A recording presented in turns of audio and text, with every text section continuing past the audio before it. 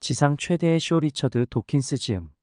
폭풍 같은 논쟁을 불러일으킨 글로벌 베스트셀러 만들어진 신 이후 또다시 전 세계를 거대한 충격 속에 빠뜨린 리처드 도킨스의 화제작. 창세기에 따르면 신은 아담과 이브를 창조 주간의 6번째 날에 만들었다. 그러고 나서 창세기의 가계도는 아담과 그의 남성 후손들이 그들의 남성 후손을 낳았던 정확한 나이를 상세하게 설명한다. 구약의 계보는 아담에서 노아, 노아에서 아브라함, 그리고 아브라함에서 다윗까지 자손들을 열거한다. 그리고 마태와 누가의 신약은 다윗에서 예수까지의 계보를 이어서 설명하면서 다시 한번 각각의 남성 후손들이 다음 자손을 낳았던 나이를 자세히 기록한다. 예수의 탄생에 관한 고정된 역사적 시간대가 있으므로 창조론자들은 신이 하늘과 땅을 창조한 것이 BC 4004년이라고 계산한다. 그러므로 성서의 연대기에 의하면 지구는 단지 6000년밖에 안 된 것이다. 하지만 과학과 창세기 계보 간의 화해 불가능한 갈등에는 노아의 방주 이야기가 포함되어 있다. 성서를 문자 그대로 해석하면 전 세계적인 대홍수는 BC 2348년에 일어났다. 대홍수에서 살아남은 인간은 동물들과 함께 방주에 타고 있던 노아와 그의 가족들뿐이다. 하지만 창조론자들이 설명하기 어려운 사실이 있다. 티그리스 유프라테스 문명 중동과 나일 문명 이집트 그리고 에게 문명 그리스가 BC 2348년과 그 이전까지 이어지는 중단 없는 역사 기록을 간직하고 있다는 점이다. 그들이 기록한 역사는 대홍수에 의해 중단되지 않았다. 거대한 문명을 일으켰던 사람들은 그들 자신의 몰락을 알아차리지 못했다.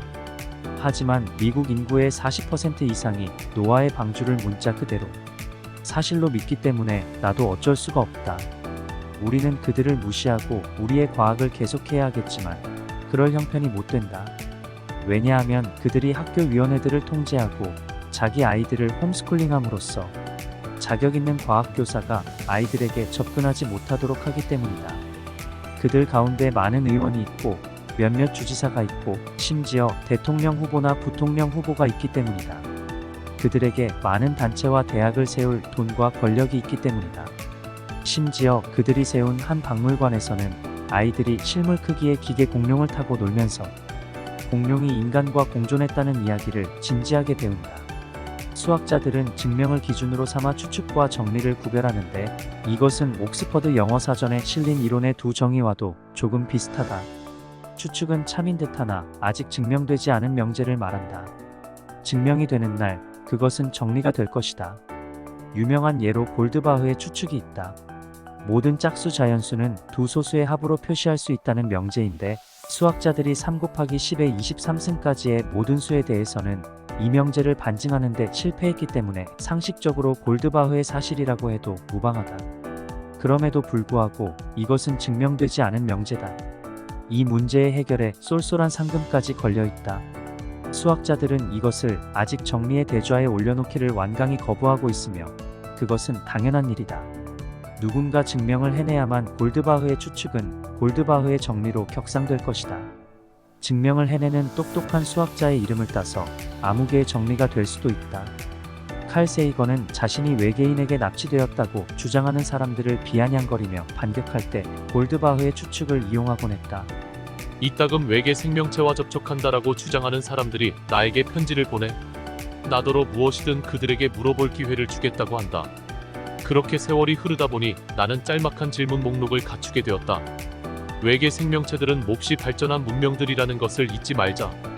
그래서 나는 페르마의 마지막 정리에 대한 짧은 증명을 알려주십시오 같은 요구를 한다. 아니면 골드바흐의 추측이나. 나는 한 번도 답을 듣지 못했다. 반면에 우리는 착하게 살아야 합니까? 따위의 질문을 하면 거의 대부분 답이 나온다. 모호한 문제라면, 특히 관습적인 도덕적 판단에 관한 문제라면 외계인들은 지극히 기꺼운 마음으로 대답을 해주는 것 같다. 하지만 구체적인 문제라면, 그리고 그들이 인간보다 더 지적이라면 아마도 답을 알 것이라고 예상되는 문제에 대해서라면 오로지 침묵뿐이다. 페르마의 마지막 정리도 골드바흐의 추측과 마찬가지로 단 하나의 예외도 발견되지 않은 정수론의 명제다. 1637년에 피에르 드 페르마가 낡은 수학책의 여백에 나는 정말로 경이로운 증명을 발견했지만 여백이 너무 좁아 적지 않는다라고 써둔 이래 수학자들은 마치 성배처럼 그 증명을 찾아 헤맸고 마침내 1995년 영국 수학자 앤드루 와일스가 증명해냈다. 그전에는 페르마의 정리가 아니라 페르마의 추측이라 불러야 한다고 생각하는 수학자도 있었다. 다윈이 등장하기까지 왜 그렇게 오랜 시간이 걸렸을까?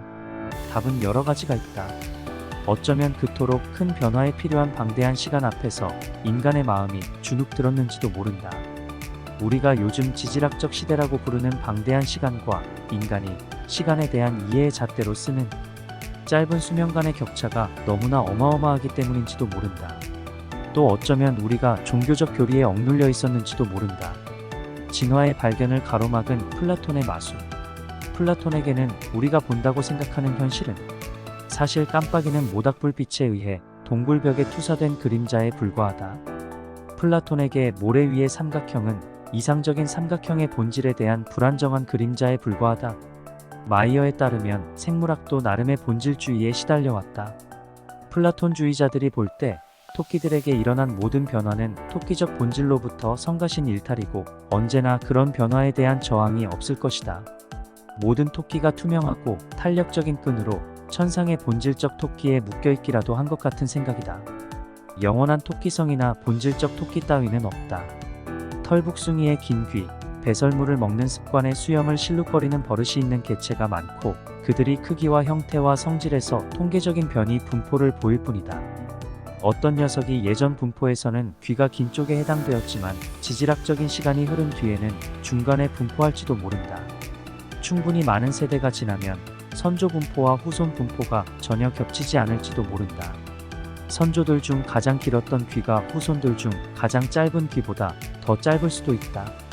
또 다른 그리스 철학자 헤라클레이토스가 말했듯이 만물은 유전한다. 고정된 것은 아무것도 없다. 1억 년쯤 지나면 후손 동물들의 선조가 토끼였다는 사실을 믿기 어려운 지경이 될지도 모른다. 지금까지 캔디맨이었습니다. 다음 또 다른 작품으로 인사드리겠습니다. 감사합니다.